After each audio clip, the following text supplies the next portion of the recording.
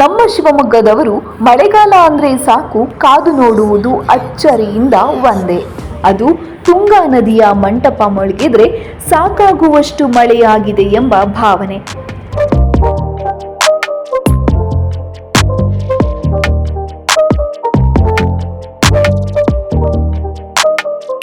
ಮಂಟಪ ತುಂಬುವುದರಿಂದ ಈ ವರ್ಷ ಸಮೃದ್ಧಿಯಾಗಿ ಮಳೆಯಾಗಿರುತ್ತದೆ ಎಂದು ವಾಡಿಕೆ ಇದೆ. ಈಗ ತುಂಗಾ ಮಂಟಪ ಮುಳುಗಿ ಮೈದುಂಬಿ ಹರಿಯುತ್ತಿದೆ.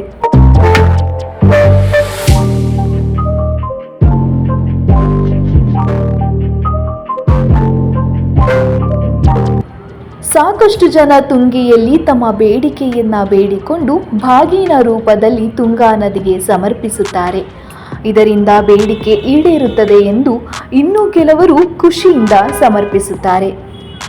ಗಂಗಾ ಸ್ನಾನ, ತುಂಗಾ ಪಾನ. ಒಟ್ಟಾರೆ ತುಂಗಾ ನದಿ ಎಲ್ಲರಿಗೂ ವರ್ಷ ಪೂರ್ತಿ ಎಲ್ಲ ಜನರ ದಣಿವು ನೀಗಿಸಲಿ.